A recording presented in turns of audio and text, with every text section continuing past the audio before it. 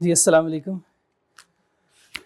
Lecture number 9 हमारा, और आज के लेक्चर में हम इस चैप्टर का हमारा इंशाल्लाह आज सेकंड लास्ट लेक्चर होगा। कल के लेक्चर में इस चैप्टर को हम कंक्लूड करेंगे। तो इस तरह हमारा ऑफिशियली चैप्टर नंबर 1 कंप्लीट हो जाएगा। हमारा चैप्टर 1 कंप्लीट होगा। और आपको पता है कि कैप्लन अगर कोई यूज़ कर रहा है या कोई स्टूडेंट अगर स्टडी रिसोर्सेज के मुताबिक चल रहा है तो उनके 2 चैप्टर्स होंगे। कैप्लन वालों का चैप्टर नंबर 1 और 2 कंप्लीट होगा, जबकि स्टडी रिसोर्सेज जो स्टडी हब यूज़ कर रहे हैं उनका chapter number 1 and chapter number 15 complete हो जाएगा। चैप्टर 1 एंड चैप्टर 15 वहाँ पे तरतीब जो है वो आगे पीछे है, वो मैं दिखाऊंगा। जब ये चैप्टर कंप्लीट होगा तो हम स्टडी हब देखेंगे खोल के, और इसमें एक एक चीज़ सर हमने स्टडी की है, एक एक चीज़ हमने पढ़ी है, ये हम इंश्योर करेंगे, ठीक है। क्योंकि सिलेबस ICCA की तरफ से ऑफिशियली कौन सा है? कैप्लन? नो, स्टडी हब है, क्योंकि बजाते खुद उन्होंने वो अपलोड किया हुआ ना, तो हमें उसके मुताबिक चलना चाहिए।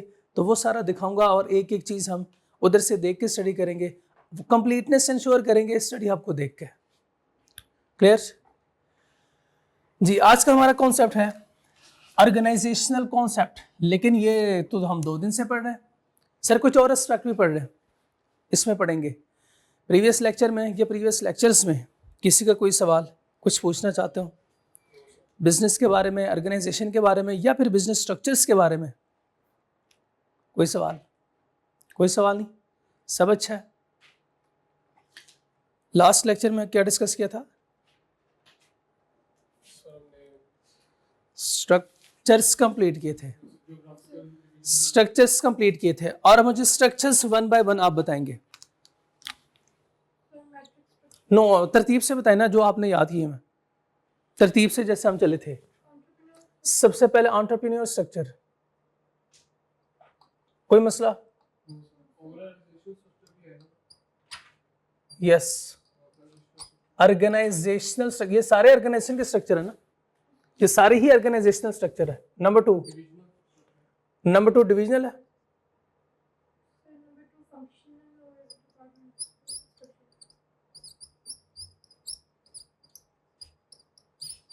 आपने इस तरतीब से याद किए? मैं इस तरतीब से याद किए? मैंने तो इस तरतीब से याद ही नहीं करवाए, तो फिर आपने गलती की है। मैं बताता हूँ याद कैसे करना है। Number 3 divisional and plus product structure. Number 4 शाबाश, geographical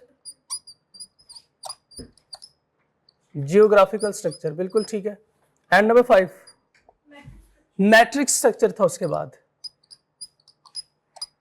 matrix structure, and then matrix के बाद कोई नहीं था।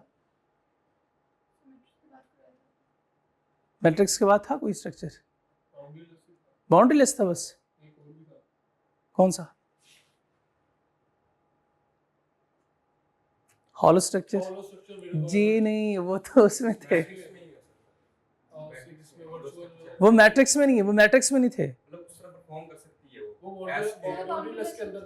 नहीं, मैट्रिक्स के बाद बताएं। बाउंड्री लेस, उसके बाद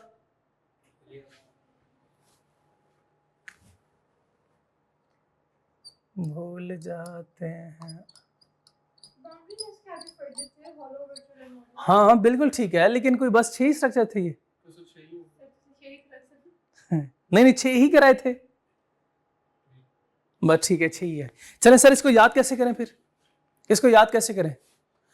आपको याद होगा ये कहानी हमने शुरू की थी एक करियाना स्टोर से।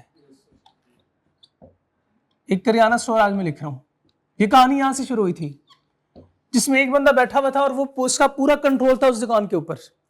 सो किसी दूसरे बंदे की जरूरत नहीं थी। क्या हमने इस बंदे को ऑर्गेनाइजेशन का नाम दिया था? क्या हमने इस बिजनेस को ऑर्गेनाइजेशन का नाम दिया था? मैंने क्या कहा? एक्सप्लिसिटली मैं कह रहा हूं, इसके साथ कोई और नहीं है, ये अकेला बंदा इस बिजनेस को मैनेज कर रहा है। बिजनेस है कि नहीं?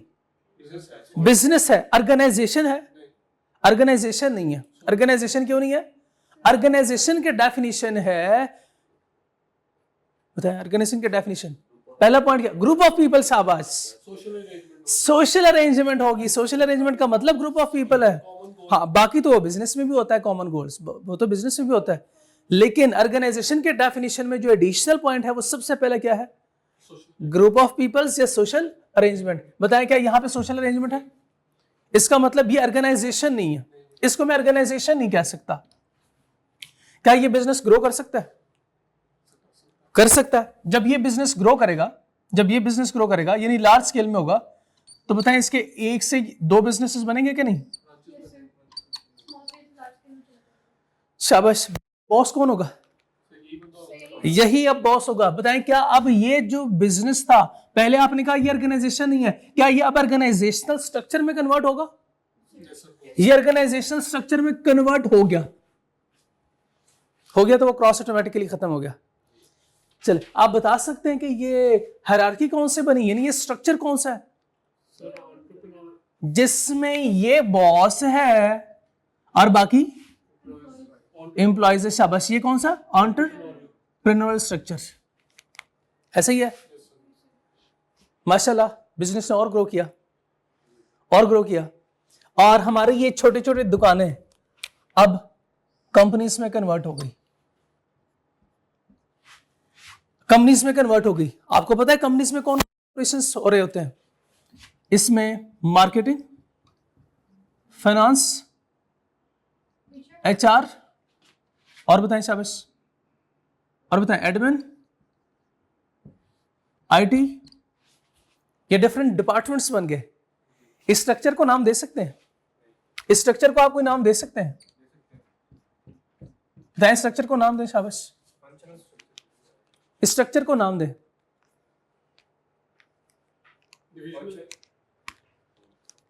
स्ट्रक्चर को नाम दें।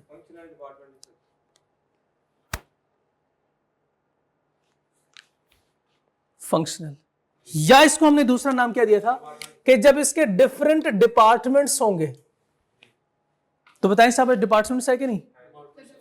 ये क्या डिपार्टमेंट्स? हर डिपार्टमेंट का फंक्शन भी अलग होगा, तो इसको हमने नाम दिया था, ये क्या है? Departmental structure. शाबाश। या फंक्शनल स्ट्रक्चर। अब इस स्ट्रक्चर को मैं थोड़ा सा चेंज करने लगा हूं, इस स्ट्रक्चर को मैं थोड़ा सा चेंज करने लगा हूं। मैं कहता हूं ये है पी फॉर प्यारा पाकिस्तान, एंड ये है फॉर एग्जांपल यूके।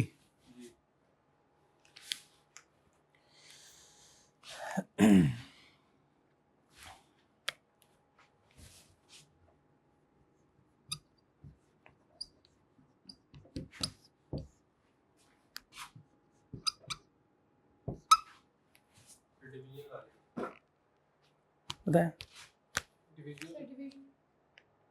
कैसे? सर वो ओरिजिनल होती है ना, एक कह रहा है कि हमें चाहिए एक डिवीजन, डिवीजन पता है कैसे? डिवीजन लोकेलिटी को कहते हैं, डिवीजन लोकेलिटी को कहते हैं।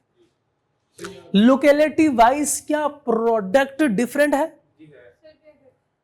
यहां पे आपने इसको रिप्लेस किया, यहां पे पेप्सी है ना, यहां पे आपने इसको रिप्लेस किया किससे? ये कौन सा चल रहा है अभी? Cola next. हाँ गौर में, बिल्कुल ठीक, बिल्कुल ठीक। बताएं शाबाश। प्रोडक्ट डिफरेंशिएशन आ गई, डिफरेंट प्रोडक्ट्स है, डिफरेंट प्रोडक्ट्स बताएं। Division and plus product. मैंने कोई न्यू स्ट्रक्चर ड्रॉ नहीं किया, सेम उसी के अंदर मैं थोड़ी सी अमेंडमेंट करके आपको दिखा सकता हूँ। यस, मैं अगेन इसको चेंज करूंगा, इसी को चेंज करूंगा, इसी को मैं चेंज करूंगा।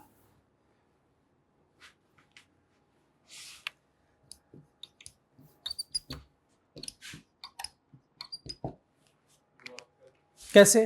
डिफरेंट लोकेशन पे प्रोडक्ट क्या है? सेम है, तो हम क्या कहते हैं? ये जियोग्राफिकल है। भाई क्या अब आप याद करेंगे इसके बाद कौन सा स्ट्रक्चर, इसके बाद कौन सा स्ट्रक्चर, या फिर एक स्ट्रक्चर याद कर लें? ठीक है ना, ये तरीका सही है, या इसको रट्टा लगाएंगे? रट्टा मैं पहले बताया था कि वो मैट्रिक वाला एफएससी वाला काम नहीं करना, टू द प्रिंसिपल, वो उधर से इधर जाना, उधर से इधर आना, ये काम नहीं करना। बस आप बड़े हो चुके हैं। ओके, अब एक काम और ना करें, एक काम और करते हैं। यानी अब मैं क्या करने लगा हूं? मैट्रिक्स स्ट्रक्चर ड्रॉ करूंगा। मैं इसमें आपकी हेल्प लूंगा। आपके हल का मतलब ये है कि आप क्या करेंगे कि एक फंक्शनल स्ट्रक्चर को एंड डिविजनल स्ट्रक्चर को कंबाइन करेंगे, मर्ज करेंगे। करें, करवाएं, शाबाश।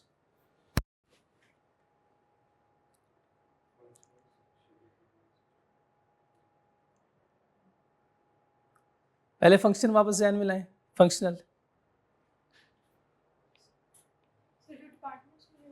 फंक्शनल, शाबाश। जो डिपार्टमेंट्स बने हुए थे डिपार्टमेंट्स बनवाए। IT, HR, marketing, finance, sales, procurement, सारे डिपार्टमेंट जी।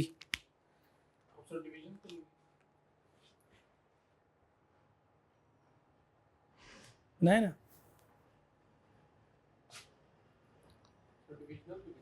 हाँ डिविजनल बनवाए। लाहौर, फैसलाबाद, इधर ही बनवाओ।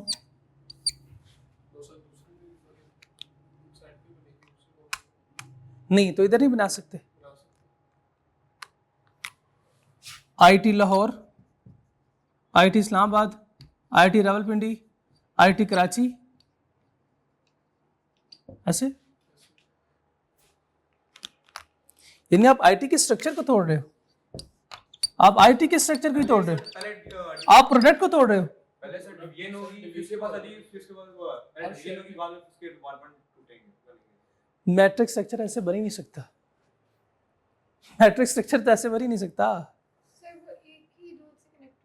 मैट्रिक्स स्ट्रक्चर तो हमेशा मैट्रिसेस की तरह बनेगा। मैट्रिसेस स्ट्रक्चर को तो हमेशा ऐसे होना चाहिए, ऐसे क्या, डिविजनल बेसिस पे आप यहां पे मैनेजमेंट को, जो मैनेजर होता है इसको एलोकेट करेंगे। डिविजनल बेसिस पे मैनेजर को एलोकेट करना किसी एक खास प्रोडक्ट के लिए, डिविजनल बेसिस पे मैनेजर को एलोकेट करना, सेम डिविजनल बेसिस पे मैनेजर को एलोकेट करना प्रोडक्ट बी के लिए, सेम डिवीजन में प्रोडक्ट सी के लिए किसी मैनेजर को एलोकेट करना, सेम डिवीजन में डिफरेंट प्रोडक्ट्स के लिए डिफरेंट मैनेजर्स को एलोकेट करना। यह है मैट्रिक्स स्ट्रक्चर। अब बताएं शाबाश, इस मैनेजर के अंडर कोई एम्प्लॉयज काम करेंगे? कर रहे होंगे ना, कोई ना कोई तो वर्क परफॉर्म कर रहा होगा। यह है मिस्टर ए। अब ये मिस्टर ए किस किस को रिपोर्टेबल है?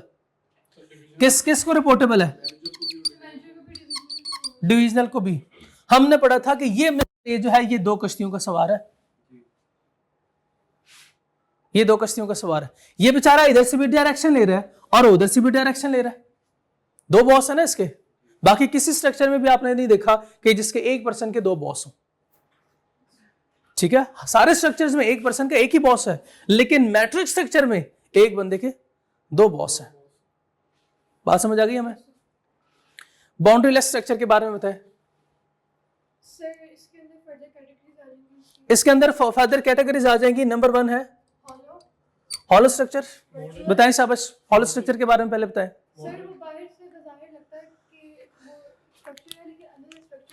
अंदर से स्ट्रक्चर तो होता ही है, होता तो स्ट्रक्चर है, ये होगा तो स्ट्रक्चर। हॉलो, हाँ, इनके दो एक्टिविटीज हो रही हैं, एक जो कोर एक्टिविटीज है और नॉन कोर एक्टिविटीज। ये स्ट्रक्चर में, किस स्ट्रक्चर में क्या होता है, ये ऑर्गेनाइजेशन अपने नॉन कोर एक्टिविटीज क्या करती है, थर्ड पार्टीज को देती है। शाबाश, थर्ड पार्टीज को देने से मुराद क्या है, अपने ये इस फंक्शन को आउट सोर्स कर रही है। ठीक है, इस स्ट्रक्चर को क्या नाम देते हैं? बाउंड्रीलेस हॉलो स्ट्रक्चर। Number 2 virtual. वैसे इसकी एग्जांपल नहीं दी आपने, इसकी एग्जांपल नहीं दी आपने। बिल एग्जैक्टली, क्रिस्टियन कॉलेज वाले फॉर एग्जांपल क्या कर रहे हैं? बिल्कुल ठीक, बिल्कुल ठीक। वर्चुअल की एग्जांपल दे शाबाश। इसमें भी क्या होगा, दो एक्टिविटीज होती हैं, core and non core activities. Non core activities खुद कर रहे होते हैं, बेसिकली वो नॉन नहीं होते, लेकिन छोटा सा इनका स्ट्रक्चर होता है। जो इनकी कोर एक्टिविटीज वो क्या करते हैं, आउट सोर्स। एग्जाम्पल Amazon, बिल्कुल ठीक है। और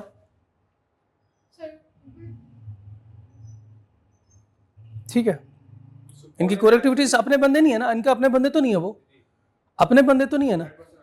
हाँ, लेकिन ये करते क्या है, उधर से सिर्फ ऑपरेट कर रहे होते हैं, ऑपरेट कर रहे होते हैं। ठीक है, नेक्स्ट मॉड्यूलर। ये अच्छा था वैसे, मॉड्यूलर। मॉड्यूलर बताएं।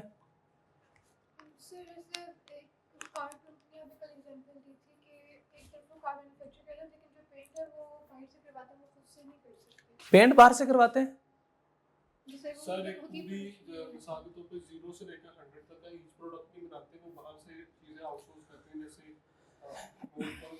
एक ब्रांड है कपड़ों का, तो वो पास जो है उसका तो नहीं ना उगाएगा, वो आउटसोर्स करेगा उनसे, वो फिर उसको कन्वर्ट करेगा रॉ मटेरियल्स को। जो तकरीबन 99.99% कॉर्पोरेट में क्या होता है, जो बड़े बड़े बिजनेसेस हैं, इसमें क्या आप सारी चीजें खुद प्रोड्यूस कर रहे होते हैं। कोई एग्जांपल दें, शाबाश। बड़ी कंपनी की कोई एग्जांपल दे रहे हैं, बहुत बड़ी कंपनी हो जी सर, वो उसमें कोई प्रोडक्ट होता है सर। एग्जांपल कंपनी की एग्जांपल देनी है आपने। ये बड़ी कंपनी है सर, ये हायर आ गई सर, ये सिर्फ प्लास्टिक टूल्स को मैन्युफैक्चर करेगी। क्या वो प्लास्टिक जो है वो घर घर जाके ये खुद वो ये रॉ मटेरियल वहां से लेते हैं, कबाड़ खुद इकट्ठा करते हैं, इसको जो है कबाड़ खुद इकट्ठा करते होंगे, इसको प्रोसेस करते हैं और इस तरह का कोई स्ट्रक्चर बनाते होंगे। गैस जो है वो खुद प्रोड्यूस करते हैं और इसमें गैस भरते हैं। ये जो सिलेंडर इसके अंदर या आउटडोर के जितने भी ये लोहा वगैरह होता है वो खुद, ये पाइप भी, ये वायरिंग भी खुद बनाते हैं क्या? नहीं, ये थर्ड पार्टी से वो लेते हैं। शाबाश।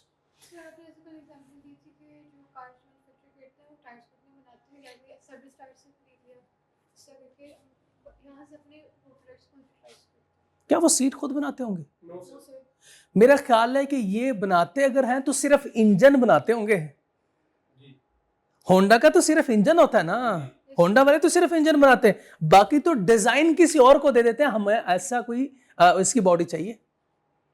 ये आपको पता है, होंडा वाले खुद ये डिजाइन सिर्फ करते हैं, डिजाइन करते हैं, यानी वहां पे उनके 2 बंदे बैठे होते हैं जो बैठ के डिजाइन कर रहे होते हैं, शेप या बॉडी को डिजाइन कर रहे होते हैं, उसके बाद किसी और को दे देते हैं, भाई हमें इस तरह की बॉडी चाहिए। ठीक है, ये सारा कुछ ये सिर्फ अगर बनाते हैं तो इंजन बनाते होंगे। और एग्जाम्पल आ जाए, आपका दोस्त यस, बिल्कुल ठीक है, बिल्कुल ठीक है। ये नहीं खुद ये जो है वो ये काम खुद नहीं करते होंगे, ये वाला जो काम है ना ये खुद नहीं करते होंगे, ये काम भी खुद नहीं करते, ये काम भी खुद नहीं करते। और इसमें बहुत सारे और भी काम है जो वो खुद नहीं करते होंगे शायद।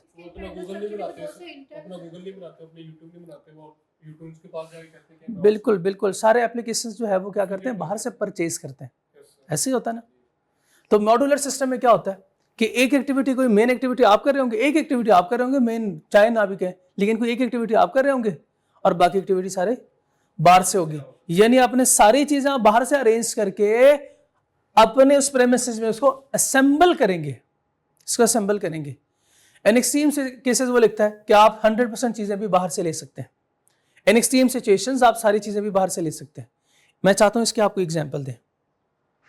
इन एक्सट्रीम सिचुएशन आप सारी चीजें भी बाहर से ले सकते हैं। फॉर एग्जांपल, जब सैलाब आ जाता है तो एक्सट्रीम आप जो है वो इधर बहुत ज्यादा एक्सट्रीम सिचुएशन पे जा रहे हैं। नहीं।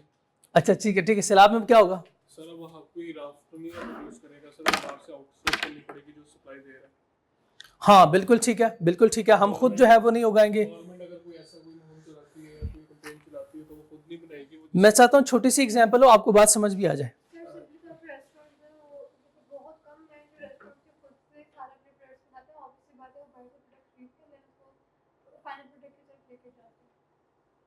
हाँ, फाइनल प्रोडक्ट की तरफ लेके जाने के लिए क्या उसको प्रोसेस नहीं करते? करते होंगे ना। जो प्रोसेस करते हैं इसका मतलब असेंबलिंग है। फिर मुझे ऐसी कोई एग्जांपल दें, हम कोई चीज बनी बनाई खरीदते हैं, आगे बेचते हैं। जिस तरह से गवर्नमेंट ऑफ पंजाब ने शुरू किया था, कहते हैं इतने को सोचते हैं गवर्नमेंट ऑफ पंजाब ने, अब घर के सामने जो करियाना स्टोर है, आपके घर के सामने जो करियाना स्टोर है, वो क्या करते हैं बताएं शाबाश। वो चीज परचेज करके आगे सेल करते हैं। जितने भी ट्रेडिंग बिजनेसेस हैं उसमें क्या होता है, यही होता है। वो परचेज करते हैं आगे सेल करते हैं। क्या वो खुद इसमें कोई अमेंडमेंट करते हैं? No sir. मेरा ख्याल है वो पैकिंग तक खुद नहीं करते, सारा कुछ पैक हुआ आता है ना उनके पास, बस आगे आपको सेल करते हैं। तो इस तरह के सिस्टम को मॉड्यूलर सिस्टम कहते हैं। मॉड्यूलर सिस्टम में कोई एक एक्टिविटी अपने पास रखें और बाकी सारी बाहर से भी कर सकते हैं, और एक्सट्रीम सिचुएशन में ये भी कर सकते हैं आप 100% ये सारी की सारी एक्टिविटीज आपकी बाहर हो रही हो, आप सिर्फ इसको ऑपरेट या रन कर रहे हैं बिजनेस को। यहां तक बात समझ आ गई? ये तो कल वाला लेक्चर था। आज क्या पढ़ना है? Other organisational concepts. ये कुछ बेसिक कॉन्सेप्ट्स हैं। बेसिक कॉन्सेप्ट पहले होने चाहिए, लेकिन मैं बेसिक कॉन्सेप्ट बाद में पढ़ाता हूं। अब ये ऐसे कॉन्सेप्ट्स हैं जो आपको ये पढ़ाने के बाद अब आपको पता है। पहला लफ्ज लिखा हुआ है separation of owner and management. आपने अकाउंटिंग में एक कॉन्सेप्ट पढ़ा होगा, ये separation of ownership and management, यानी सेपरेट लीगल एंटिटी का कॉन्सेप्ट। क्या कहता है वो? Sir joint stock company separate legal entity. हाँ, जॉइंट स्टॉक कंपनी जो होती है वो सेपरेट लीगल एंटिटी होती है। बिल्कुल ठीक है। मतलब क्या है इसका? ये जो पर्सन है ना, जो ओनर है, और वो जो कंपनी है वो अलग अलग है। सर वो अपनी बॉडी है, उसकी कॉमन सील है, वो कर्ज ले सकती है, अदा करती है, पैक अपनी इनकम जनरेट करती है, वो खुद के लिए करती है। पर्सन ट्रीट किया जाता है उसको जो पर्सन ट्रीट किया जाता है, नेचुरल पर्सन ट्रीट किया जाता होगा, आर्टिफिशियल पर्सन ट्रीट किया जाता है। बिल्कुल ठीक, बैठ के शाबाश, बिल्कुल ठीक है। और क्या कहेंगे इस बारे में? बिल्कुल सही जा रहे हैं, बिल्कुल 100% ठीक है आप। तो बैंक्स में ये होता है। क्या बैंक्स में ये होता है? Yes sir. और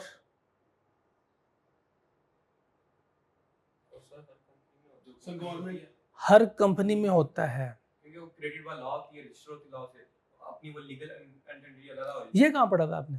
जी ये तो मैंने नहीं पढ़ाया ना। तो आपने F4 पढ़ा है अभी। सर आईकॉम में थोड़ा बहुत आपको आइडिया होगा। बिल्कुल ठीक है, शाबाश, बिल्कुल ठीक है।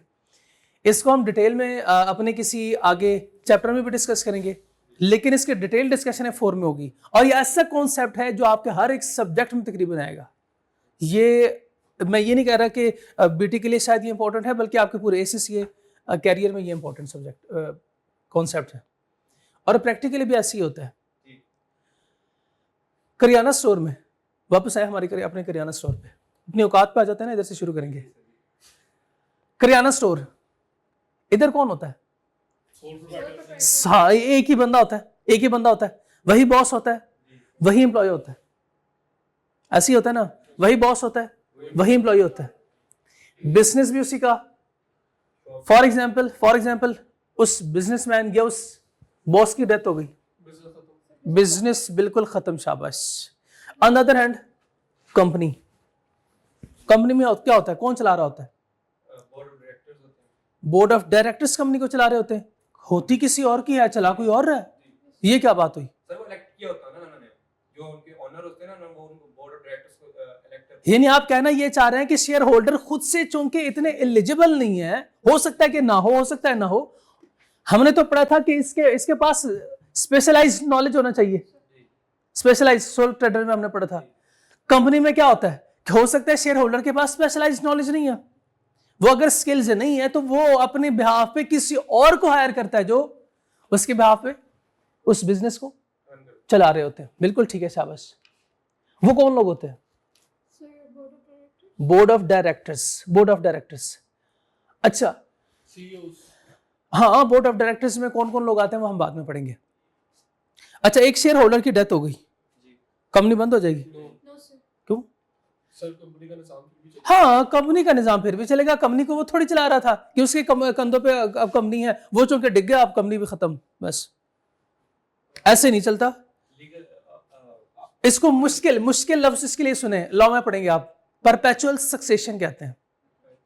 परपेचुअल सक्सेशन लिखे नहीं ना लिखे, बहुत मुश्किल लफ्ज है, उधर पढ़ेंगे आप, जरूरत नहीं है ना। Separation of owner and management. Owner management से सेपरेट होते हैं और होना भी चाहिए। एक तो ये इनके पास स्पेशलाइज्ड स्किल नहीं है, इसलिए ये अपने बिजनेसेस को ऑपरेट या मैनेज नहीं कर रहे। और दूसरा, चूंकि ये सिर्फ ओन करते हैं, मैनेज कोई और कर रहा होता है, मैनेज को, तो इसलिए उनको कहा जाता है मैनेजर, इनको कहा जाता है ओनर। लार्ज कंपनीज में ओनरशिप एंड मैनेजमेंट में separate, owner elect directors to manage the company. Align clear, accountability and strategy focus.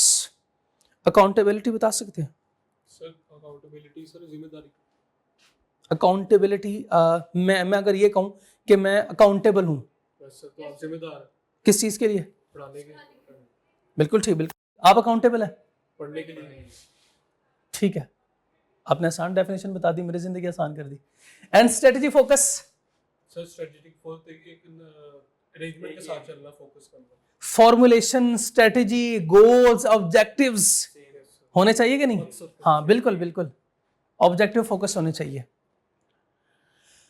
एक और कॉन्सेप्ट ना बताऊं आपको, separation of directors from management. ये बताएं कैसे? सेपरेशन ऑफ डायरेक्टर्स फ्रॉम, ना सिर्फ ओनर बल्कि डायरेक्टर्स और मैनेजमेंट भी सेपरेट है। डायरेक्टर सारी बातों को निजाम चलाएगा, वो मैनेजमेंट को सिर्फ ऑर्डर करेगा ना, तो मैनेजमेंट अपना संभालेगी। मैनेजमेंट क्या अपना संभालती है? मैनेजर, फिर डायरेक्टर का काम क्या हो गया?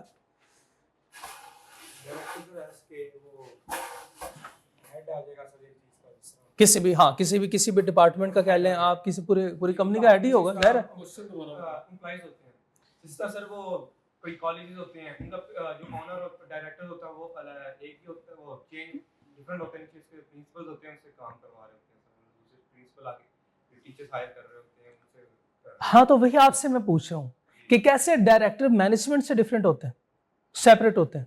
सर डिसीजन लेते हैं ना, उनसे डिसीजन वही ले सकते हैं, मैनेजमेंट का काम सिर्फ वे करना है। शाबाश, जो स्ट्रेटेजिक डिसीजन है, जो बड़े बड़े डिसीजन है, जैसे न्यू प्रोडक्ट हमने लॉन्च करनी है या नहीं करनी, ये एक फैसला है बड़ा कि नहीं? ये एक बड़ा फैसला है, कौन करेगा? डायरेक्टर करेगा। शाबाश। अगला एक फैसला है, अब सुने, आप मुझे बताएं कि ये मैनेजमेंट का फैसला होगा, डायरेक्टर का? Hiring, firing, management sir, director, management और डायरेक्टर। अच्छा, शाबाश, अब याद है वो कौन लोग होते हैं? क्या वो डायरेक्टर होते हैं? नो सर, नो, वो क्या एम्प्लॉइज हैं। डिपार्टमेंट में कौन लोग बैठते हैं? एम्प्लॉइज बैठते हैं, तो वो एम्प्लॉइज हैं। इसका मतलब मैनेज करने वाले कौन? मैनेजर्स होंगे। तो चूंकि डायरेक्टर के पास भी इतना टाइम नहीं होता, डायरेक्टर को हम डे टू डे ऑपरेशंस में इन्वॉल्व नहीं करते। उसकी वजह यह होती है कि उसने बड़े बड़े डिसीजन लेने होते हैं, उसने सोचना होता है कि क्या स्ट्रेटेजी मैं अडॉप्ट करूं, और कंपनी के ग्रोथ के बारे में वो हमेशा सोच रहा होता है। ठीक है, तो डे टू डे ऑपरेशंस हम डायरेक्टर से नहीं करवाते। अच्छी बात समझ आई? सबसे पहले ओनर एंड देन डायरेक्टर्स, फिर managers. Owner, directors and managers. अब मैं हायरार्की ड्रॉ करूंगा, और नेक्स्ट जितनी भी हमारी डिस्कशन होगी वो हायरार्की को देखें, आप ज़हन में बिठाएं। आसान बहुत है वो।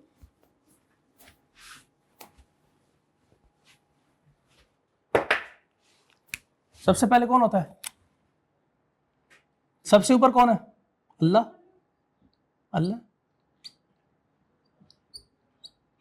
शेयर होल्डर्स या ओनर्स कहते हैं आप। And then board of BOD लिख लो, कोई मसला तो नहीं जी। मैनेजर्स, शाबाश। Supervisor and then employees. बिल्कुल ठीक है, ठीक। एम्प्लॉयज यहां तक हम कर लेते हैं।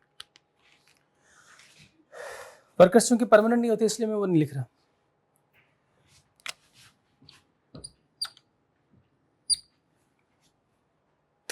और मैनेजमेंट में बताएं शाबाश, कौन कौन होगा? मैनेजमेंट, अच्छा, नहीं, मैनेजमेंट में मैं ये ऊपर वाली लाइन लगाना चाह रहा हूँ, ऐसे जैसे मैंने किया ना ओनर को, और मैं चाहता हूँ मैनेजमेंट को भी सर्कल करूँ। करवाएं शाबाश। Assistant manager, senior manager. Hierarchy बताए ना कौन सी, इसको करूँ? ये मैनेजमेंट है ना, ये ओनर है।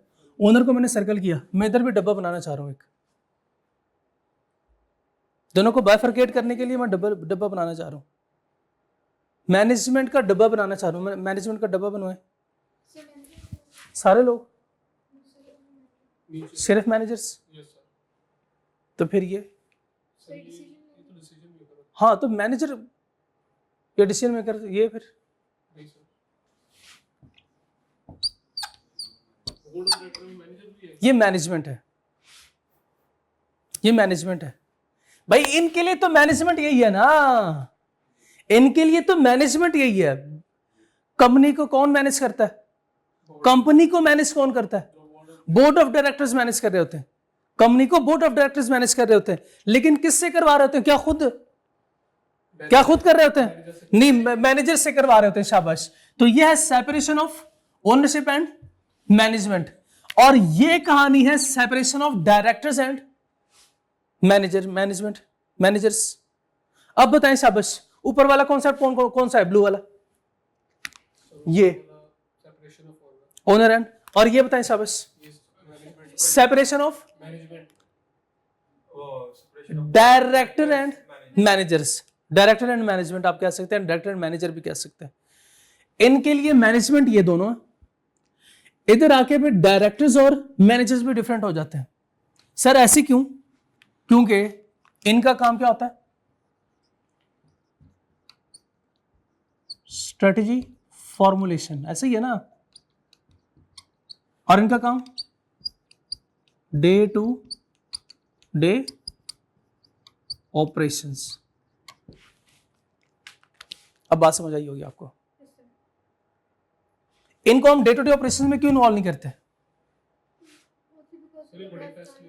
हाँ, ताकि छोटे छोटे मसले में इनको बस आके हम इनका टाइम जाया ना करें, बल्कि इनसे कहें सर आप इजी होके बैठे, आप सोचें कि हम कंपनी को कैसे आगे ग्रो कर सकते हैं। क्लियर? एग्जाम्पल भी मैंने आपको दी। एग्जाम्पल क्या थी कि हम न्यू प्रोडक्ट लॉन्च कर रहे हैं, कौन करेगा ये डिसीजन? शाबाश, डायरेक्टर्स। इधर बताएं, hiring and firing of employees. Other activities भी, छोटे छोटे सारे एक्टिविटीज भी हो सकते हैं, मैनेजर्स करते हैं। कुछ बात यहां तक समझ आई?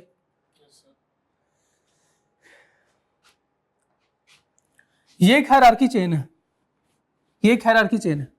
Share holder, board of directors, managers, supervisors and employees. इस चेन को क्या कहा जाता है? हायरार्की। शाबाश। और इसको हम नाम देते हैं, ये एक स्केलर चेन है। ये स्केलर चेन है। स्केलर का लफ्ज़ी मानी गूगल करें, मुझे तो इसका मतलब मैं समझा सकता हूँ, लफ्ज़ी मानी नहीं बता सकता।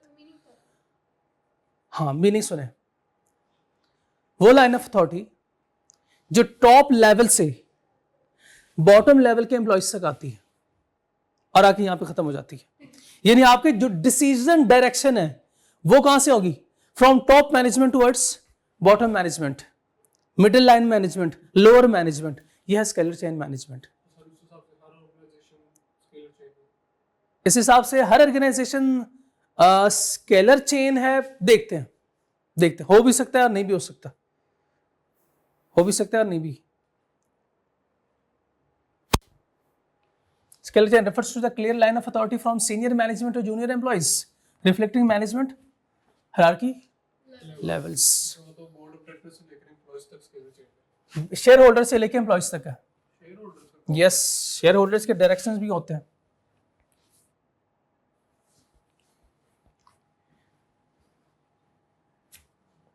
लॉ में हम पढ़ेंगे कुछ फैसले ऐसे होते हैं जो बोर्ड ऑफ डायरेक्टर्स नहीं ले सकते। शेयर होल्डर की तरफ से बंदा शेयर होल्डर की जरूरत पड़ेगी हमें, शेयर होल्डर की हमें जरूरत पड़ेगी। इसकी एक एग्जांपल सुने। वोटिंग होती है जो हाँ, वोटिंग होती है जो, शाबाश, वोटिंग बिल्कुल होती है। अच्छा, कंपनी को चला ये लोग रहे होते हैं, ऑडिटर को अपॉइंट करना है, कौन करेगा? बताएं शाबाश, ये लोग करेंगे क्या? डे टू डे ऑपरेशन है ये? ये करेंगे। ये तो बड़ा फैसला है ना, बोर्ड ऑफ डायरेक्टर कर लेंगे। बड़ा फैसला है ना, ये बोर्ड ऑफ डायरेक्टर ऑडिटर को अपॉइंट करेंगे। ऐसे होगा? यानी मैंने काम किया है, मैं अपने दोस्त को अपॉइंट करता हूं। मैं अपने दोस्त, ऑडिटर का काम क्या होता है? मैनेजर करेंगे। हाँ मैनेजर करेंगे, डे टू डे एक्टिविटी है, मैनेजर करेंगे रोजाना बेसिस पे, डेली बेसिस पे। हायरिंग और फायरिंग तो नहीं करते ना। और हायरिंग और फायरिंग नहीं है ये, ऑनर करेंगे सर। ये शेयर होल्डर करता है। ऑडिटर का काम क्या होता है? चेक करना। क्या चेक एंड बैलेंस सर जी। चेक करना? क्या चेक करना? Accounts sir. Board of directors का काम चेक करना। ये जो लफ्ज लिखा हुआ था ना अकाउंटेबिलिटी, ये अकाउंटेबिलिटी कौन ये करता है? हिसाब ये लेता है। तो कंपनी से कहाँ हायर नहीं करवाएंगे, वो खुद करेंगे। ये जो है वो ना तो कोई कंपनी का एम्प्लॉय होगा, हो नहीं हो सकता, आप F8 में पढ़ेंगे इंशाल्लाह, ये ना ही ये बोर्ड ऑफ डायरेक्टर से अपॉइंट कर सकते हैं, ये इंडिपेंडेंट ऑफ मैनेजमेंट होगा। क्योंकि अगर ये मैनेजमेंट का बंदा होगा तो मेरे सारे काले करतूते ये छुपा सकता है। फिर मेरा दोस्त है, मैं कहूंगा यार उसे क्या लिख देना रिपोर्ट में, सब अच्छा है, सब अच्छा है, मैंने तो 2 करोड़ की गड़बड़ की है, 50-50 कर लेंगे यार, कहते सब अच्छा है, तुझे फीस भी मिल जाएगी, अच्छी फीस दिलवा दूंगा और आधे आधे कर लेंगे। ये कर सकते ना ये। इसलिए ये फैसला कौन करता है? अपना बंदा अपॉइंट करते हैं, ताकि देख सके कि जिन हाथों में मैंने ये अपनी कंपनी दी है क्या वो सही इसको चला रहे हैं कि नहीं। ठीक है, बात आगे निकल गई, लेकिन वापस आते हैं। ये स्केलर चेन आपके सामने है। एक चेन में और ड्रॉ करने लगा हूं आपके सामने, एक हायरार्की लेवल है। मैं इसको थोड़ा मॉडिफाई करूं, इजाजत है? चलें,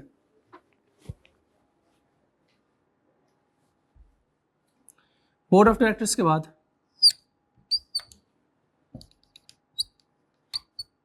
मैनेजर्स, और ये भी एक मैनेजर है।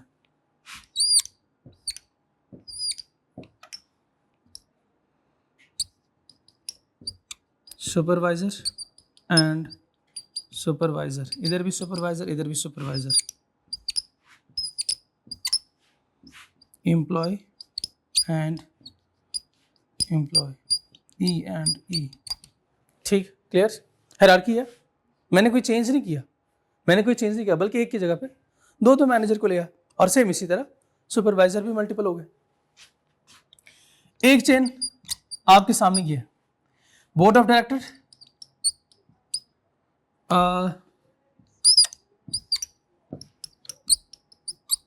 मैनेजर्स, मैनेजर्स, सुपरवाइजर को भी बीच में से एक्सक्लूड कर देता हूं।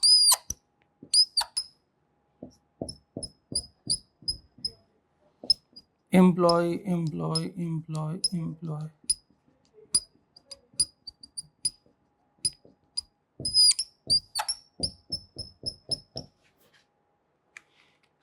ये भी ऑर्गेनाइजेशनल स्ट्रक्चर है या नहीं?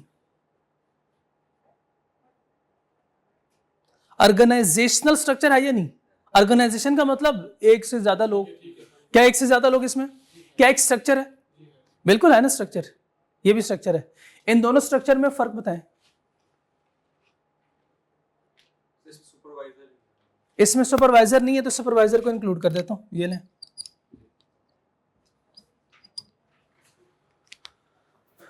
बताएं और बताएं शाबाश, डिफरेंस बताएं दोनों स्ट्रक्चर में। एक मैनेजर ने 2 सुपरवाइजर, इस मैनेजर के अंडर 2 सुपरवाइजर काम कर रहे हैं और एक सुपरवाइजर के अंदर 2 लोग काम कर रहे हैं, जबकि इधर आप देख रहे हैं कि एक मैनेजर के अंडर एक सुपरवाइजर है और एक सुपरवाइजर के अंडर बहुत सारे एम्प्लॉइज हैं, बहुत सारे एम्प्लॉइज हैं, बहुत सारे एम्प्लॉइज हैं। ये 2 स्ट्रक्चर की मुझे जरूरत क्यों पड़ी ड्रॉ करने की? बताएं शाबाश, ऐसे क्यों? कभी किसी सुपरवाइजर के अंडर 2 एम्प्लॉय काम कर रहे होंगे और किसी स्ट्रक्चर में ऐसे होगा कि एक सुपरवाइजर के अंडर हजारों लोग एम्प्लॉय काम कर रहे हैं।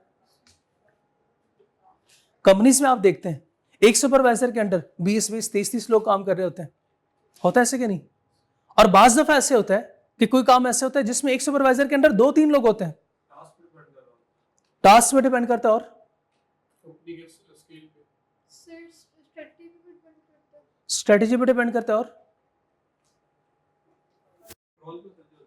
कंट्रोल पे मींस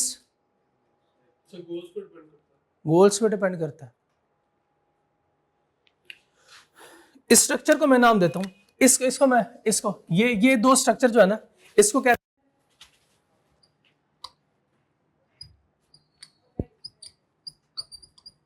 कहते हैं? इसको बड़ा करके मैंने लिखा है ताकि भूले ना। Span of control. Span of control का मतलब एक मैनेजर के अंडर कितने लोग काम कर रहे हैं, एक मैनेजर के अंडर, यह है स्पैन ऑफ कंट्रोल। जितने नंबर ऑफ पीपल ज्यादा, एम्प्लॉय ज्यादा होंगे, हम कहेंगे इस मैनेजर का स्पैन ऑफ कंट्रोल ज्यादा है, और जिसके अंडर कम लोग काम कर रहे होंगे, स्पैन ऑफ कंट्रोल। ये स्पैन ऑफ कंट्रोल डिपेंड करता है नेचर ऑफ वर्क पे। आपने बिल्कुल सही बताया था, नेचर ऑफ वर्क पे। आप एग्जाम्पल दें जिसमें नेचर ऑफ वर्क ये हो, और दूसरी एग्जाम्पल आपने देनी है जिसमें नेचर ऑफ वर्क ये हो। शाबाश बताएं। ये छोटी फर्म नहीं बोलना, आपने एग्जाम्पल देनी है। मुझे छोटी फर्म का नहीं पता, मुझे तो एग्जाम्पल पता है, आप मुझे एग्जाम्पल दें। शाबाश, एग्जाम्पल दें। शाबाश।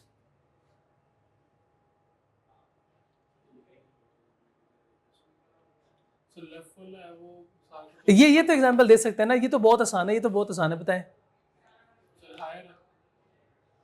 हायर में एक मैनेजर के अंडर बहुत सारे लोग काम कर रहे होते हैं, ठीक है, बिल्कुल ठीक है। हायर एक एग्जाम्पल आ गई, मैं आसान एग्जाम्पल लिखूंगा। होटल्स में आप देखते हैं एक मैनेजर होता है, बाकी सारे वेटर होते हैं, होता है ऐसे कि नहीं? एक मैनेजर होता है, बाकी सारे वेटर्स होते हैं, ऐसे ही होता है, बिल्कुल ठीक। और इसकी एग्जाम्पल क्या? बैंक्स में क्या एक सुपरवाइजर के अंडर दो लोग काम कर रहे होते हैं? यानी आप ये कहना चाह रहे हैं कि उसमें सुपरवाइजर या मैनेजर ज्यादा होते हैं? मैनेजर ज्यादा होते होंगे, मेरा नहीं ख्याल। बैंक मैनेजर एक, आपने सुना कि बैंक मैनेजर है, मैनेजर से मिलना है, बैंक मैनेजर एक होता है, उसके अंडर काम करने वाले ज्यादा होते हैं।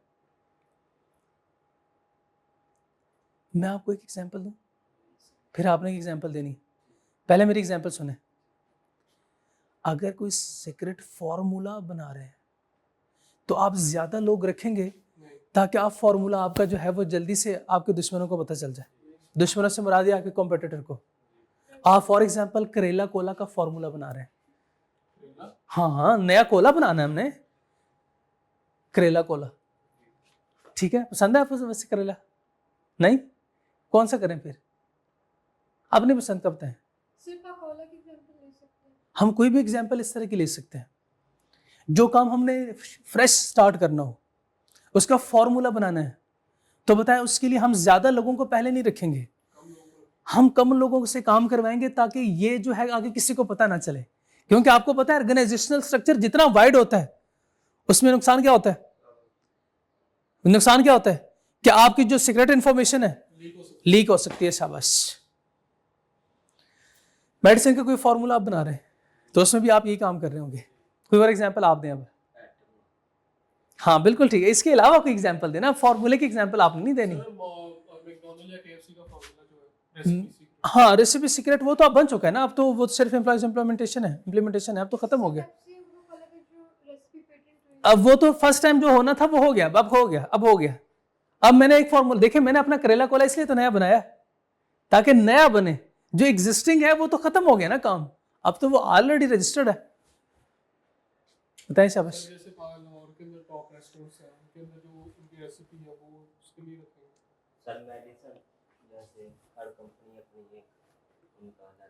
बिल्कुल होता होगा फॉर्मूला, लेकिन अब वो फॉर्मूला रजिस्टर हो चुका है, पेटेंट उनको मिल चुके हैं। अब बताएं शाबाश, कोई कॉपी कर सकता है? करके तो दिखाएं।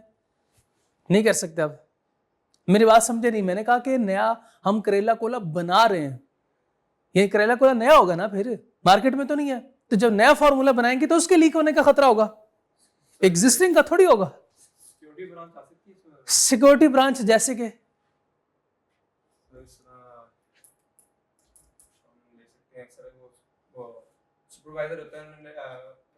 मैं एक एग्जांपल और देता हूं यार। सारे लोग जो एम्प्लॉयज है ना वो आपके काम चोर हैं, वो निकम्मे हैं, वो काम नहीं करते।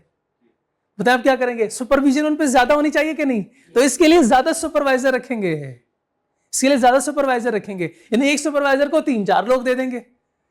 पहले जिनको 20 लोग हम दे रहे थे और उन पे हमारा कंट्रोल क्या था, वीक था, अब जो है वो कंट्रोल स्ट्रांग हो जाएगा। जैसे मेरी क्लास में फॉर एग्जांपल 70 स्टूडेंट बैठे हुए, अब कंट्रोल थोड़ा सा वीक होगा। अगर मैं 100 कर दूं तो कोई मोबाइल यूज कर रहा होगा, मुझे नहीं पता, कोई शायद सो रहा होगा, मुझे नहीं पता, बातें कर रहे होंगे आपस में। अगर 5-6 स्टूडेंट बैठे हुए, फोन उठा के तो दिखाएं जरा, बताएं सब इस कंट्रोल स्ट्रांग हो गया ना। तो इस तरह के स्ट्रक्चर में जहां पे nature of employees, simpler task, widen the span.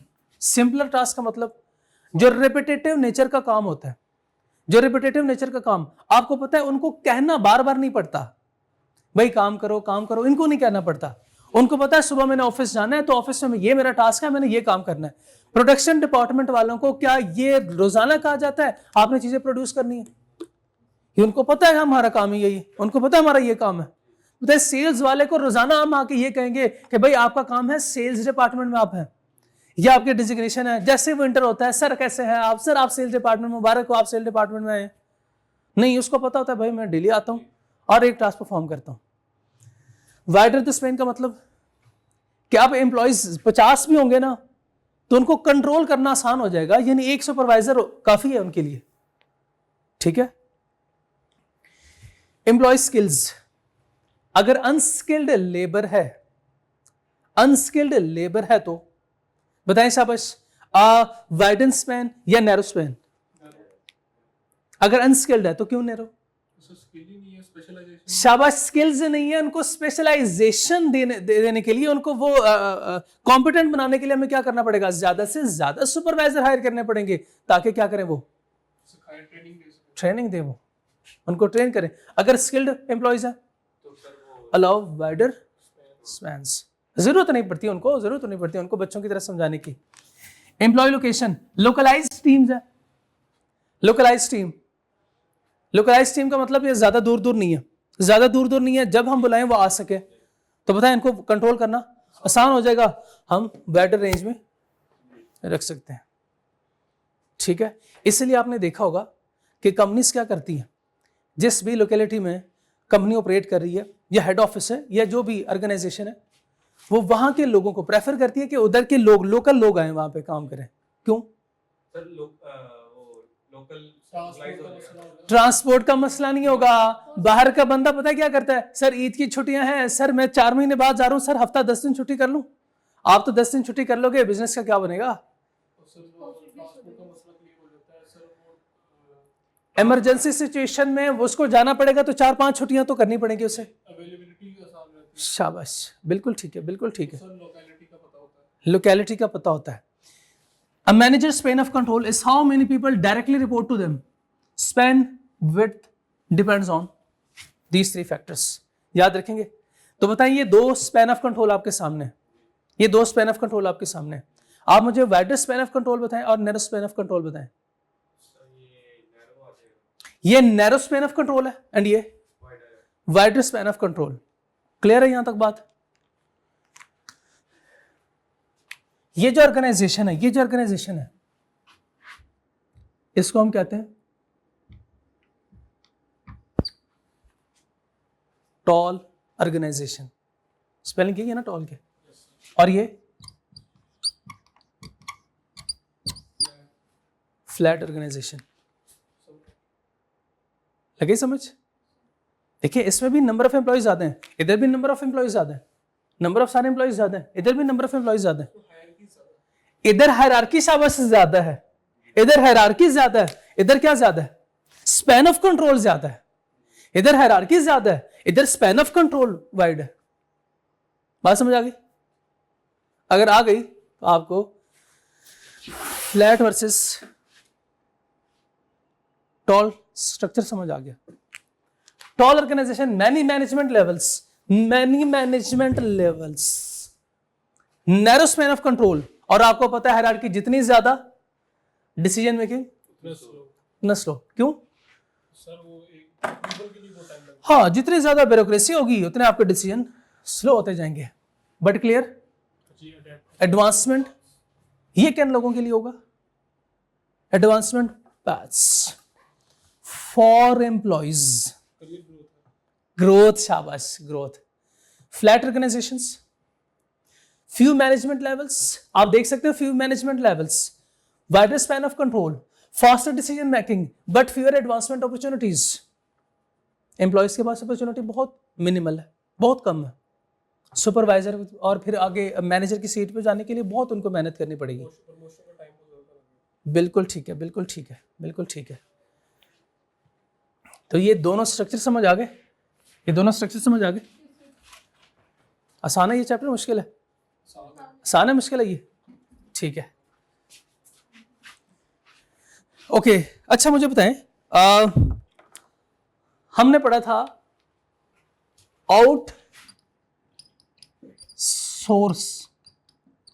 Outsourcing किसे कहते हैं?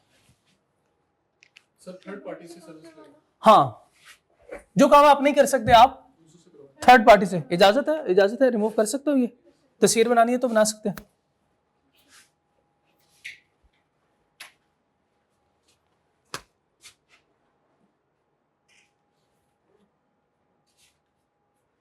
ये आपके नोट्स डिले किस वजह से हो रहे हैं आपको पता है? चैप्टर स्लो चल रहा है। जी, चैप्टर स्लो नहीं चल रहा, चैप्टर स्लो चल रहा है इसकी वजह से। ये मैं चाहता हूं आपको खुद ये काम ना करना पड़े। ये काम मैं करके दिया करूंगा, ठीक है? जो हायरार्की और जो स्ट्रक्चर है मैं बना के दिया करूंगा। मैं चाहता हूं आप कोई काम ना करें, बस आप क्लास में इसको सुनते रहें बस। आउटसोर्सिंग के बारे में बताएं अगेन। थर्ड पार्टी से अपना काम करवाना, ये आउटसोर्सिंग।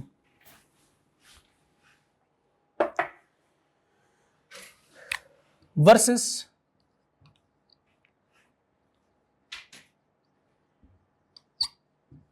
इधर देखना आपने, ये तो आपने सुना होगा offshore companies, offshore companies, offshore companies. हमारे माशाल्लाह से सारे पॉलिटिकल पार्टीज जो हैं उनके ऑफशोर कंपनीज हैं। क्या मैं पॉलिटिकल बंदों की बात नहीं कर रहा, पॉलिटिकल हर एक पार्टी के भी हैं। क्या मतलब इसका ऑफशोर कंपनीज? बहुत सुना है आपने। ऑफशोर कंपनी मींस के बाहर किसी मुल्क में आपकी कोई कंपनी है। इसको थोड़ा और एक्सप्लेन कर सकते हैं? सर जैसे पाकिस्तान के अंदर पॉलिटिकल बंदा है जो जिसका सिटीजन है पाकिस्तान का, तो उसकी कंपनी यूके में है तो वो ऑफशोर है, कंपनी ऑफशोर है। कंपनी ऑफशोर है। और बताएं शाबाश, किसी को कोई आइडिया हो? सर जैसे अमेरिका की करेंसी। अच्छा, इस तरह के जो भी अल्फाज आप सुनते हैं ना, और न्यूज़ उसमें या न्यूज़पेपर में आप पढ़ते हैं, तो लाजमी इसको देखा करें, इसको समझा करें कि इसका मतलब क्या है। बार बार ये लफ्ज़ यूज़ होता है ऑफशोर, ऑफशोर। अगर आपसे कोई पूछे ऑफशोर है क्या, जैसे पैनामा, आपने लफ्ज़ बहुत सुना है लेकिन शायद आपको पता नहीं होगा। किसी की रिसर्च है, किसी की रिसर्च, बस खत्म।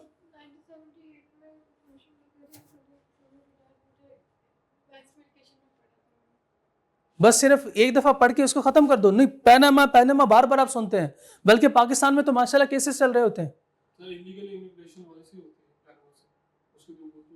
तो ये सारा कुछ आपको पता होना चाहिए।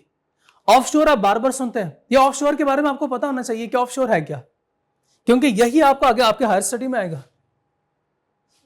तो ऑफशोर के बारे में आपने क्या स्टडी किया है? बस सिर्फ यही सुना है कि बाहर के मुल्क में कोई कंपनी, वो तो जाहिर है वो बता देते हैं ऑफशोर कंपनीज, ऑफशोर कंपनी बाहर मुल्क में फला की कंपनी है, मैं नाम नहीं लूंगा। जैसे अमेरिका का बंदा है वो पाकिस्तान की सर्विसेज ले रहा होगा तो वो अपनी तरफ से ऑफशोर कर रहा है कि किसी करेंसी में मारेगा। सर जैसे हम पाकिस्तान में जगह इंडिया के अंदर अपनी कंपनी स्टार्ट कर ले क्योंकि वहाँ पे लेबर कॉस्ट बहुत कम है, जैसे बिहार के वर्कर्स हैं तो इसका भी बहुत फर्क पड़ता है उसके अंदर। पढ़ लिया ना आपने लाइन वो? सर मैं रैंडम आइडिया लगाया ऑफशोर से। अच्छा जी मोहतरम, पढ़ ली लाइन, बहुत अच्छा किया आपने। अब आपको अच्छी एग्जाम्पल आई जहन में, बताएं शाबाश।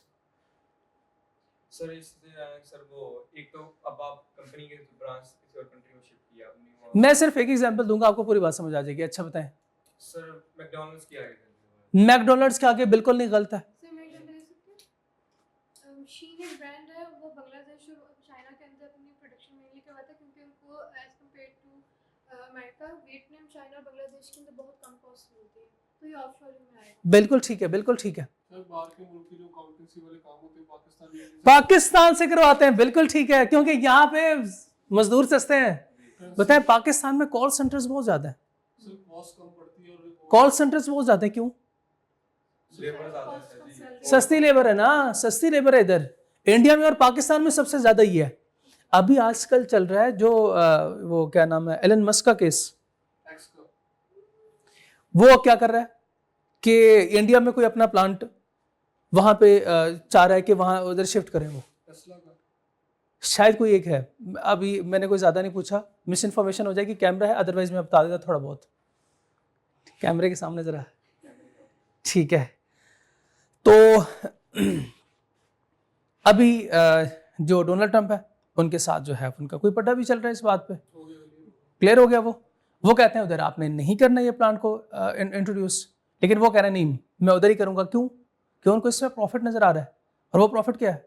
लेबर सस्ती लेबर है, और मटेरियल और पता है पाकिस्तान में जो ये डस्ट मटेरियल आप ऐसे ही आपको सड़कों पे भी नजर आएगा, क्योंकि इन्वायरमेंटल लॉस जो है वो वीकन है। पाकिस्तान इंडिया में इन्वायरमेंटल लॉस भी कम है, उसकी वजह से जो भी वो काम करता है आपको पता है उसके काम जो है वो सारे काम जो है उसके 2 नंबर होते हैं, यानी उसमें एनवायरनमेंट को बहुत ज्यादा नुकसान हो सकता है। तो वो अपनी कंट्रीज में नहीं कर सकते, क्यों? एनवायरमेंटल लॉज वहां पे बहुत स्ट्रिक्ट है, जबकि पाकिस्तान, इंडिया, फिलीपाइंस इस तरह के कंट्रीज में जो है वो ये काम कर रहे होते हैं। ये उनके लिए ऑफशोर है, ये उनके लिए क्या है? ऑफशोर है। कंपनी उनकी मेन जो बिजनेस है उनका कहीं और है, लेकिन वो एक सेटअप जो चला रहे हैं वो कहीं और से चला रहे होते हैं। तो यह है ऑफशोर। आउटसोर्सिंग में क्या होता है कि कोई दूसरी कंपनी हमारे लिए काम कर रही है। ऑफशोरिंग में हम अपना कोई डिपार्टमेंट उधर ले जाते हैं, जैसे कि ये कॉल सेंटर जो है ऑपरेट वो लोग कर रहे होते हैं, सारी इंस्ट्रक्शंस उनकी होती है, हमें बताते हैं कि आपने ये कहना है, ठीक है, बात समझ आ गई? वो बताते हैं, उनके डायरेक्शंस पे हम चल रहे होते हैं, यानी कंपनी भी उनकी, कंट्रोल भी उनका। इसको कहते हैं offshore companies. Offshoring involves relocating task to another country. क्या ये लिखा हुआ है कि हम किसी कंट्री के दूसरी कंपनी से कोई सर्विसेज ले रहे हैं? क्या ये लिखा हुआ है जैसे आउटसोर्सिंग में लिखा हुआ था? इधर लिखा हुआ है relocating task to another country. हाँ, अपनी कंपनी का कोई टास्क दूसरी कंट्री में हम ट्रांसफर या शिफ्ट कर रहे हैं टू रिड्यूस कॉस्ट। नुकसान क्या होगा? ये तो फायदा है, कल्चर डिफरेंसेस, और सबसे ज्यादा लैंग्वेज बैरियर। सर काम का भी नहीं पता कितना सही। जैसे पाकिस्तानी फोन उठाता है, अरे वो गुड मॉर्निंग, गोरे को वो समझ जाता है, वो गुड नाइट हो रहा है तो उनका वो तो गुड नाइट बोलेगा। वो खैर गुड मॉर्निंग गुड नाइट जो है वो बोलते हैं, टाइम का लेकिन आपको पता है जैसे वो बोलता है साथ ही अंदाजा हो जाता है कि ये तो कोई साउथ एशिया है। फिर आपने जो है वो कोई इस तरह की छोटी वीडियोस आती हैं, वो क्लिप्स आपने देखे हैं, इसमें वो गालियां निकालते हैं, बाकायदा वो गालियां निकालते हैं। कॉल सेंटर के सारे कामों में यही है।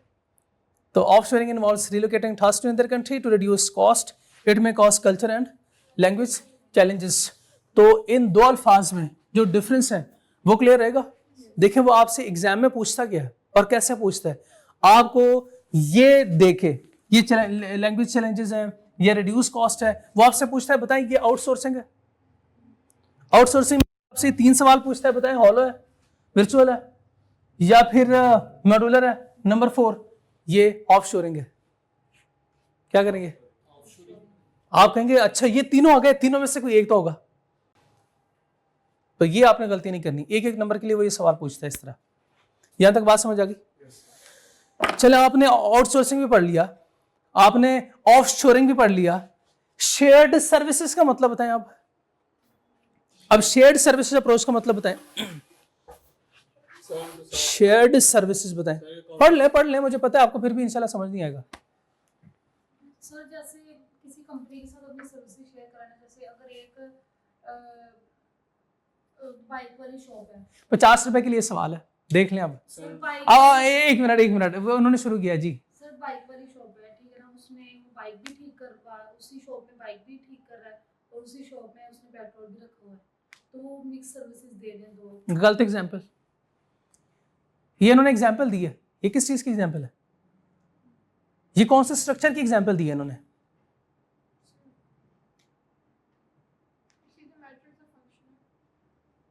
नो, एक कंपनी डिफरेंट प्रोडक्ट ऑफर कर रही है, प्रोडक्ट या सर्विसेज ऑफर कर रही है, शाबाश। प्रोडक्ट में नहीं था ये, हाँ वो और डिविजनल प्रोडक्ट में ये नहीं पड़ा था। प्रोडक्ट में यस सर, जिसमें आपने वो एग्जांपल दी थी उसकी। प्रोडक्ट चेंज हो जाती है, एक कंपनी डिफरेंट प्रोडक्ट ऑफर कर रही है। सर जो एचआर है मिसाल के तौर पे, वो कोई आप एग्जांपल दे रहे हैं शेयर्ड सर्विसेज की, आउटसोर्स करते हैं, तो वो हर एक यूनिट होगा, वो सब डिपार्टमेंट्स के अंदर उसको डील करेगा, तो सर वो शेयर्ड सर्विस है कंपनी को थर्ड। 50 रुपए के लिए सवाल। सर जैसे बाकी फोन डेवलप होते हैं एंड्रॉइड के अंडर, तो अब ये कि iOS का एग्जांपल नहीं दे रही, अब मैं एंड्रॉइड की बात कर रही हूँ, तो वहाँ पे ये है कि मेन स्ट्रक्चर जो उनका है वो ऑलमोस्ट हर फोन में सिमिलर होता है। एंड गूगल का भी यही है कि उनके ज़ाती प्लेटफॉर्म नहीं होते, तो गूगल के ऐप्स के अंदर एप्लीकेशन होती हैं, यूट्यूब से लेके गूगल नोट्स तक, गूगल मैप्स तक, ये मेरे हिसाब से सर बार सॉफ्टवेयर मुझे आपकी एग्जांपल समझ नहीं आई, अगर किसी और को एग्जांपल समझ आई है तो मुझे समझा सकते हैं। यस, सर एप्पल के अंदर iOS के डिवाइसेस आते हैं, whereas एंड्रॉइड के अंदर बहुत से डिवाइसेस शाबाश। एप्पल के अंदर जो इंटीग्रेटेड सिस्टम आता है, सॉफ्टवेयर सिस्टम, वो एंड्रॉयड का नहीं है बल्कि वो iOS है, ठीक है। तो सर जो फर्दर उसका एक प्रॉपर स्ट्रक्चर है, वो हर हुआवे के साथ भी हो रहा है, सैमसंग के साथ भी हो रहा है, रेडमी के साथ भी हो रहा है, इसके अंदर जो नेम्स का लाइक फॉर एग्जांपल इमोजीज हैं उनके, और सर गूगल की एग्जांपल भी इसमें ले सकते हैं कि उसका इंटरफेस में क्या है मेनली, तो जो उसका वो बेसिक स्ट्रक्चर है। सर अगर नो नो नो नो, बाहर की एक आईटी कंपनी, यहाँ से जो है वो आपकी एग्जांपल ठीक थी लेकिन वो मिक्स हो गई जी। बाहर की एक आईटी कंपनी है, ठीक है, बाहर की कोई आईटी कंपनी है, वो सर देख लिया आपने एग्जांपल आईटी की, सामने- चले बताएं शाबाश जी। सर वो अपने कुछ काम खुद अपनी कंट्री में, दूसरी कंट्री में करती है जैसे यूएसए, और कुछ इंडिया के सॉफ्टवेयर वालों से काम करवाती है जो कि फ्रीलांसिंग में सर्विस दे रहे हैं या कोई सर्विसेज दे रहे हैं, वो शेयर्ड अप्रोच हो रही है कि सर हर यूनिट के अंदर। और भाई एग्जांपल शेयर्ड सर्विसेज की, सर ये भी हो सकता है कि एक ही डिपार्टमेंट ज़्यादा डिपार्टमेंट्स के काम कर रहा हो। एक डिपार्टमेंट ज्यादा डिपार्टमेंट्स के काम कर रहा हो। डिपार्टमेंट्स के काम एग्जाम्पल के साथ फॉर एग्जाम्पल ये कंपनी ऐसे कर रही है जैसे कोई आपको पता हो या कोई बिजनेस नॉर्मली हो रहा हो। सर गेम्स एक एग्जाम्पल मैं देता हूँ फॉर एग्जाम्पल आप लाहौर में बैठे हुए दराज से आप कोई चीज ऑर्डर कर रहे हैं, आपने देखा दराज पे वो जो स्टोर है, वो जो बना हुआ स्टोर बना हुआ है वो कराची में है, अब आपने स्टोर से कोई चीज मंगवाई, आप ऑर्डर करेंगे तो ये आपका ऑर्डर जो है वो कहाँ पे प्लेस होगा? हेड ऑफिस में। हेड ऑफिस क्योंकि कराची है, कराची वाले आपको प्रोडक्ट नहीं बेचते, आपको कराची वाले प्रोडक्ट नहीं बेचते, कराची वाले कॉल करते हैं लाहौर ऑफिस। लाहौर में कोई ब्रांच इनकी हो सकती है या लाहौर में इनके कोई डीलर हो सकते हैं, वो कहते हैं सर हमारे बिहाफ पे आप ये चीज हमारे कस्टमर को डिलीवर करवा दीजिएगा, हमारी चीज हमारे कस्टमर को डिलीवर करवा दें। पता है आपने ऑर्डर किया था कराची में और चीज आपको लाहौर से आ रही है, इंटीग्रेटेड सिस्टम है कि नहीं? ये इंटीग्रेटेड सिस्टम है, वो आपके बिहाफ पे, वो उनके बिहाफ पे ये आपको सर्विसेज डिलीवर कर रहे हैं। क्या ये अपना बिजनेस शेयर कर रहे हैं?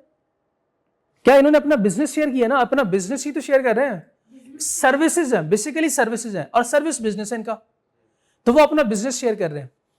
एक कॉमन चीज है जो कि लाहौर ऑफिस में भी है, कराची ऑफिस में भी है। आपने ऑर्डर प्लेस किया तो कराची ऑफिस में गया, लेकिन आपको चीज डिलीवर कर रहे हैं लाहौर ऑफिस वाले।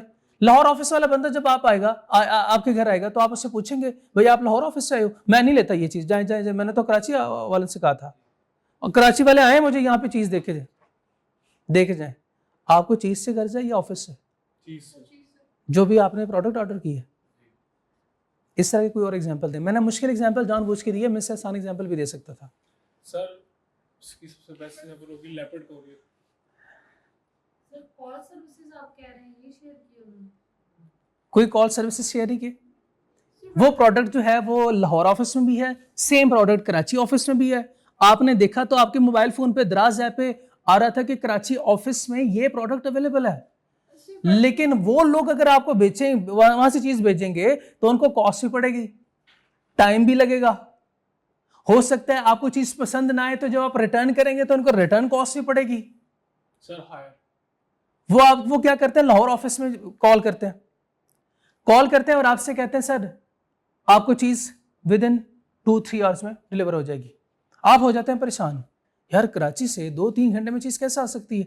कोरियर वाला आया, आपके दरवाजे पे दस्तक दी, नॉक करने के बाद आपने पूछा आप कहाँ से आए हो, कराची से आए हो, बाहर आए हो?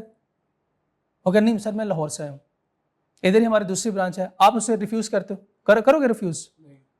रिफ्यूज नहीं करते। इसका मतलब ये उन्होंने अपने सर्विसेज जो है वो क्या किए, शेयर किए हैं। तो लेपर्ड वाले सही मिसाल थे। सर वर्क फ्रॉम होम के लिए एग्जांपल दे सकते हैं, लाइक फॉर एग्जांपल अगर आपकी कंपनी अमेरिका में है बट आपको इंडिया के अंदर बेटर सर्विस मिल रही है आपके मयार की है, तो आप इंडिया से बंदा हायर करते हैं और अल्टीमेटली आपका प्रोडक्ट जो है, आपकी सर्विस है, वो आपका काम हो रहा है, लेकिन जो आपको आप आउटसोर्स नहीं कर रहे हो, वो आप ही की कंपनी का बंदा, लेकिन हो सकता है कि वो डिफरेंट लोकेशन पे हो, तो वो उसकी एफिशिएंसी बढ़ाने के लिए तो आपने उसको हायर किया। बिल्कुल ठीक, ये एग्जाम्पल हो सकती है, बिल्कुल ठीक है। पहली एग्जाम्पल किसने दी थी? आप लोगों ने तो नहीं ना दी।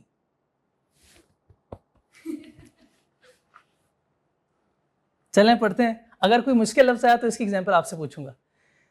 This centralises services. क्या किया इन्होंने? सर्विसेज को सेंट्रलाइज किया, सर्विसेज को सेंट्रलाइज किया। आपके मोबाइल फोन में आपको सर्विसेज दे दिए सारे, डिफरेंट लोकेलिटीज में इनके ब्रांचेस हैं, लेकिन सर्विसेज को सेंट्रलाइज कैसे किया? आपके मोबाइल फोन में। स्प्रेड अक्रॉस डिफरेंट डिपार्टमेंट्स, मैं कहता हूं स्प्रेड अक्रॉस डिफरेंट कंट्रीज जो कि अमेज़न है, into one dedicated unit, into single dedicated unit. For example, IT में ऐसे होता है,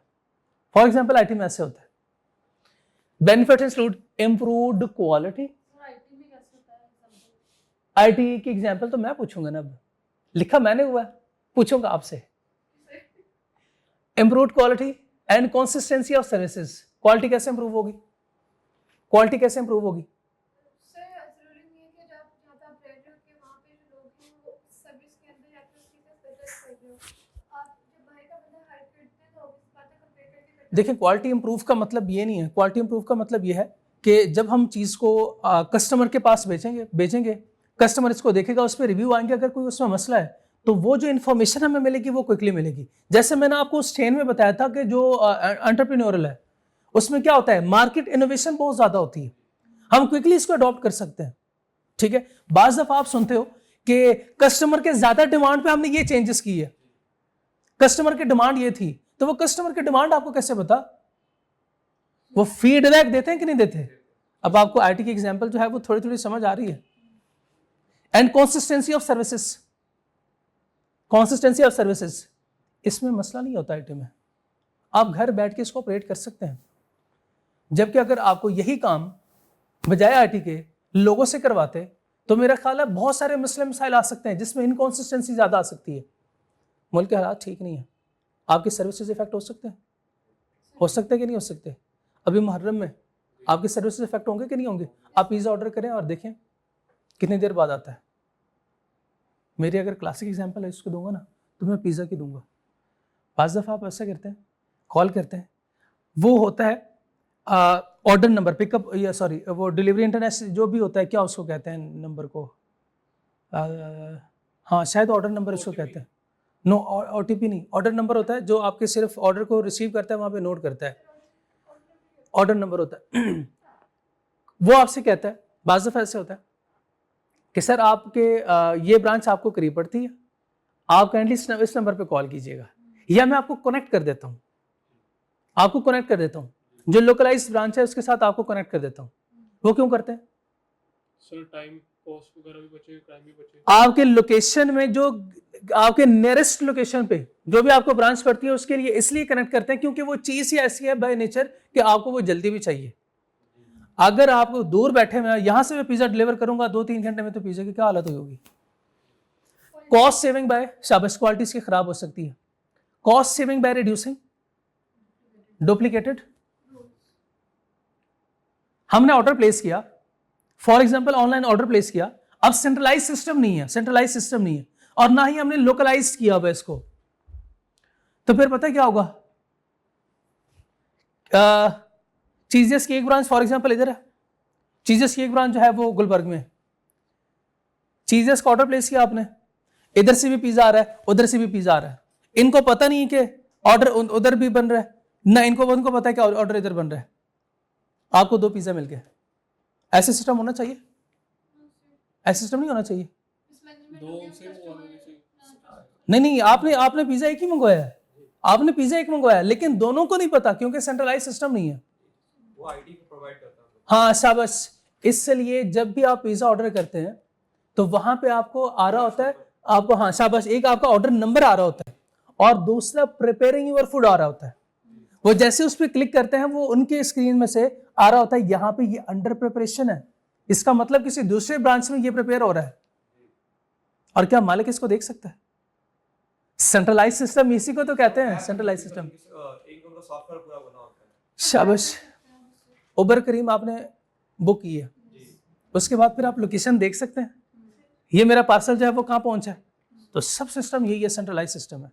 तो ये शेयर्ड सर्विसेज अप्रोच इसको कहते हैं, ठीक है। सेंट्रलाइज और डिसेंट्रलाइज सिस्टम में डिफरेंस बताएं।